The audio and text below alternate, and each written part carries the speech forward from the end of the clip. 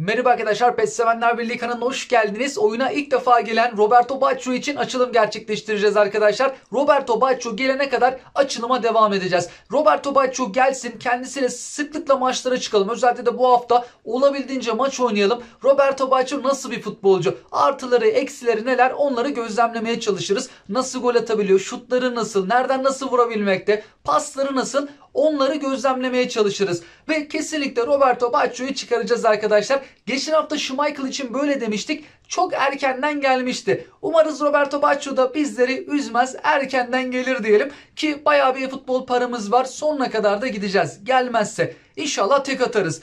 Şimdi adettendir bir tane 100'e basalım arkadaşlar. Belki 100'e futbol parasına çıkarırız. Sonra 900 devam ederiz. Ama bir Roberto Baggio'ya tıklayalım.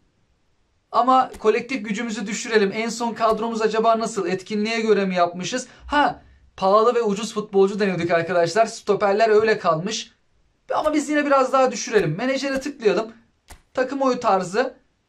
Açıktaya mı geçelim? Kaç açıklısı? 48'miş. Top çevirmesi 42. Top bayağı bir düşürdük. 2700'lere geldi. Çok fazla da düşürmüş olmayalım ama zaman zaman işe yarıyor arkadaşlar. Hatta geçen hafta Schmeichel'da da yaptık mı bunu hatırlayamadım. Aklıma geldikçe deniyorum. Şimdi 100 futbol parasına tıklayalım. Verdik gitti. Tek atar mıyız?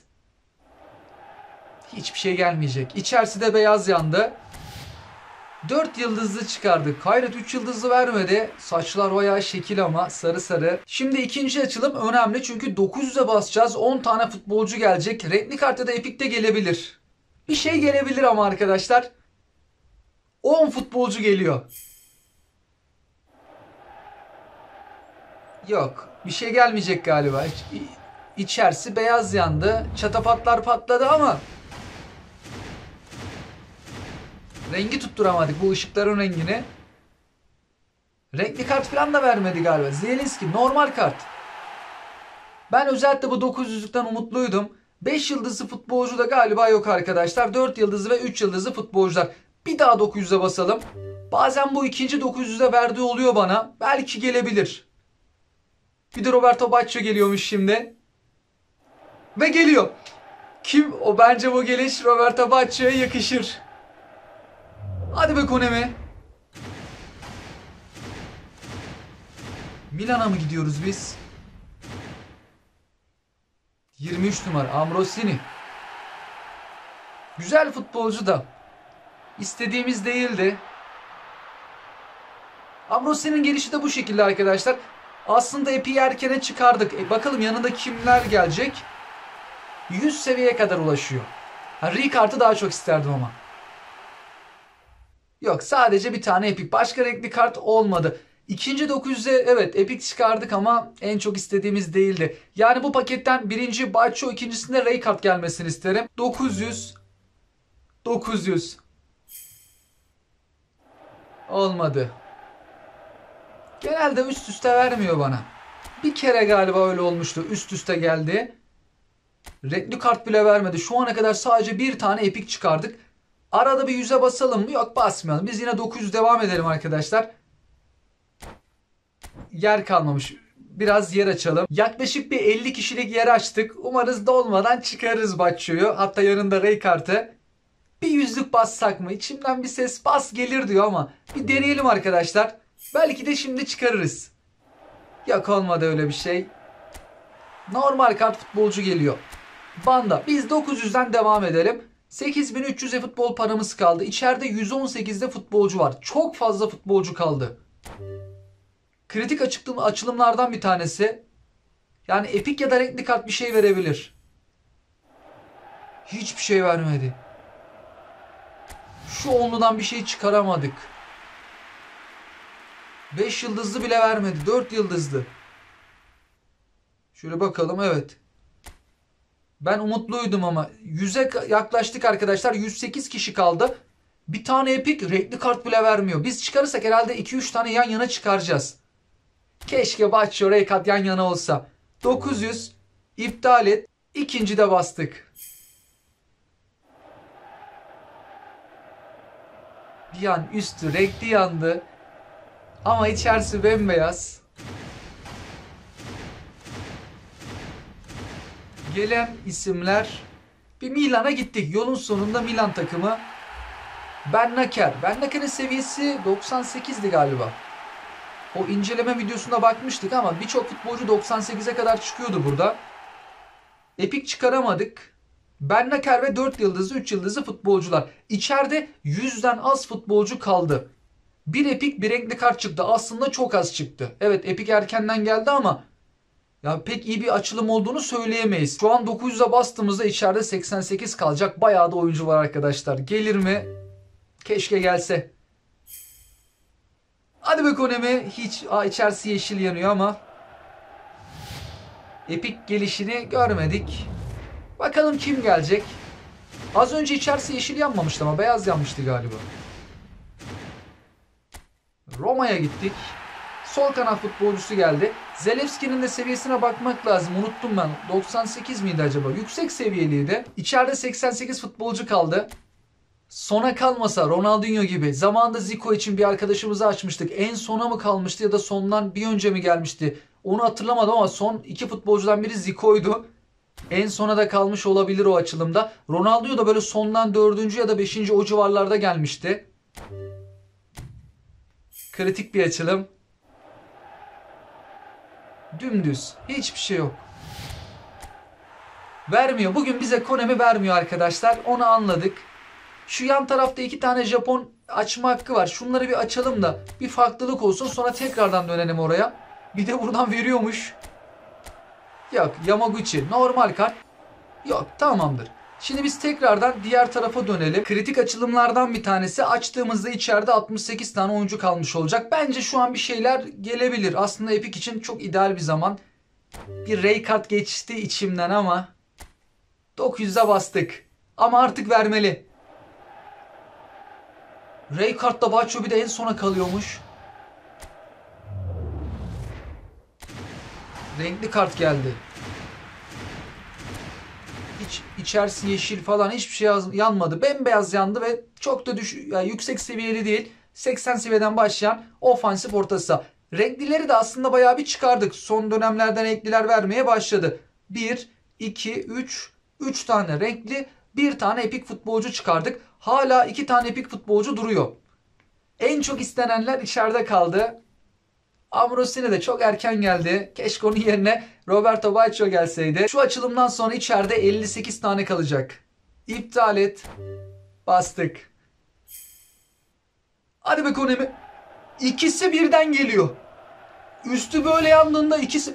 Oyunun en yüksek seviyeli 2 epi yan yana geliyor ya. Şu pakette 102 seviyeye çıkan 2 tane epik var.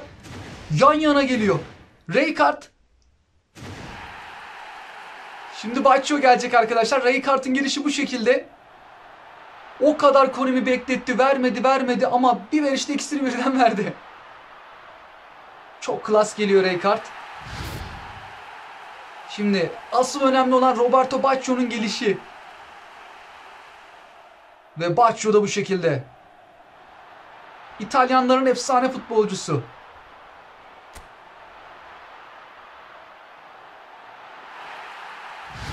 Ve Baggio. Roberto Baggio da bu şekilde geliyormuş arkadaşlar.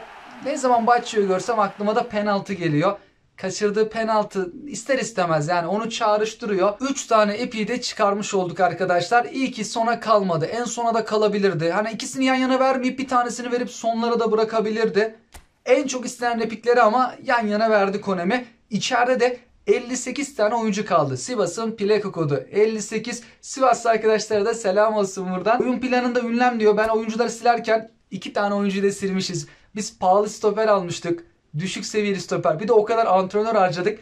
Son andan futbolcuları silince ikisini de sildik kadrodan. Roberto Baggio'yu kilitleyelim. Ki bu haftaki maçlarımızda 3 epik futbolcuyu da full oynatalım arkadaşlar.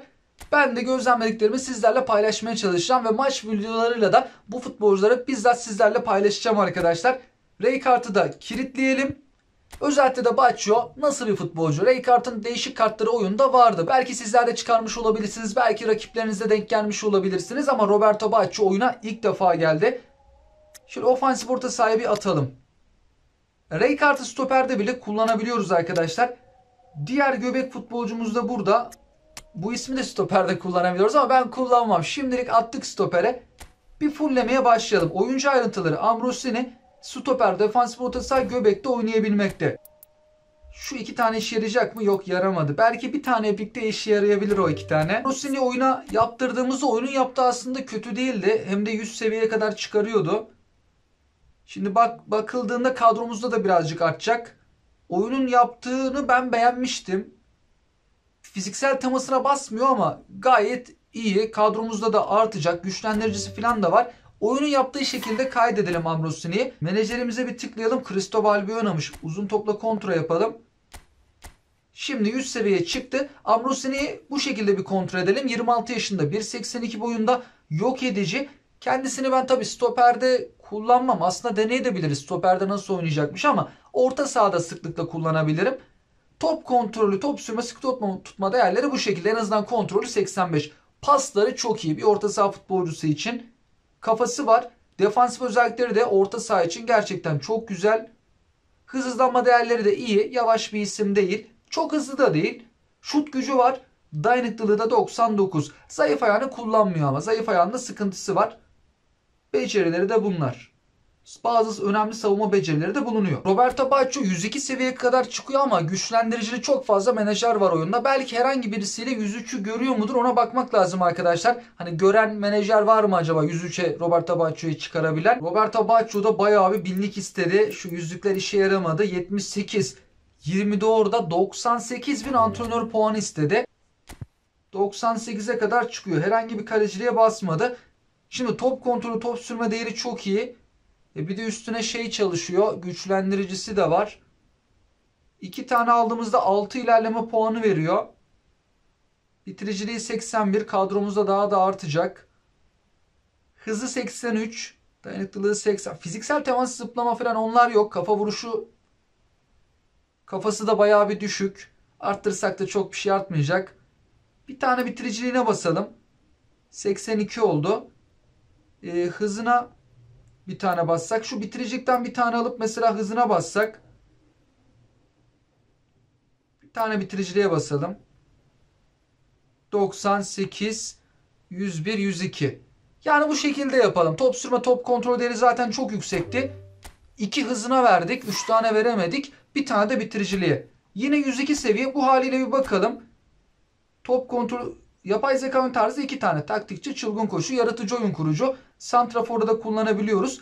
Top kontrolü 99. Top sürme, sık top tutma değerleri çok iyi. Pasları 85, 84. Bitiriciliği 86.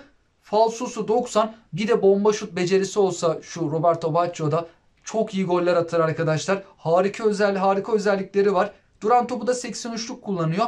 Hızını 87'ye çıkarmış olduk. Hızlanma 92. Denge, dayanıklılık güzel. Zayıf ayağını nadiren kullanıyor ama kullandığında etkili kullanmakta. Çift vuruşu, Marsilya dönüşü var. Taban kod, uzak mesafe presaj, akrobatik bitiriş. Tek basın olması çok iyi olmuş. Ayağının dışını da kullanabiliyor. Descartes bayağı bir antrenör istedi. Şu an 100'ü geçtik arkadaşlar. 104. 104 bin antrenör puanı. Çok fazla istedi DP. Rijkaard'ı oyuna bıraktığımızda 98, tabi kadromuzda 102'ye kadar çıkacak. Herhangi bir kaleciliğe basmadı. Savunmaya çok fazla bastı. Stoperde oynatırsak iyi hoş. Bu savunmasıyla stoperde bile oynayabilir. Kadromuzda da daha artacak. Ama ben Rijkaard'ı stoperde kullanmam. Defansif orta sahada kullanırım. O yüzden hızlanması mesela düşük. 71. Birazcık burayı arttırsak mı? 4 tane basmış. Top kontrolü falan nasıl? Bir ona bakalım. Aslında bu taraf da çok iyi değil ama. Ben hızlanmaya birazcık vereyim arkadaşlar. Ne yapayım? Şu savunmadan bir tane alsam 4 tane veriyor. Hızlanmayı 2 birim arttırdık. Yine 98. Bir bu şekilde deneyelim. Bu şekilde yaptığımızda da yine 102 seviyeye kadar çıktı. Ama ben tabii onu burada kullanırım. Defansif orta sahada kullanırım. Bu futbolcumuzu da Ambrosini yok edici, Patrick Vieira yok edici gereksiz olur. Mesela buraya bir David Beckham'ı çekebiliriz. 2 tane de stoper çek. Hatta otomatik bir oyun yapsın bakalım. Oyun yaptığında Rijkaard'ı kadroya aldı. Baggio'yu da kadroya aldı. Diğerini almadı. Diğeri de yedeklerde. Şimdilik şöyle dursun. Bu hafta Ve önümüzdeki hafta olabildiğince bu isimlerle ben de maçlar oynayacağım arkadaşlar. Özellikle de Roberto Baggio, Rijkaard, bunlar önemli isimler. Baggio da ilk defa geldi. Nasıl oynuyor? Artılar eksileri nelerdir? Ben gördüklerimi sizlerle paylaşmaya çalışırım. Maç videolarında sizler de gördüklerinizi ya da çıkaran arkadaşlarımız varsa da oyuncuyla alakalı görüşlerini bizlerle paylaşabilir. İnşallah sizler de en çok istediğiniz futbolcuyu en azı futbol parasına çıkarırsınız arkadaşlar. Hoşça kalın.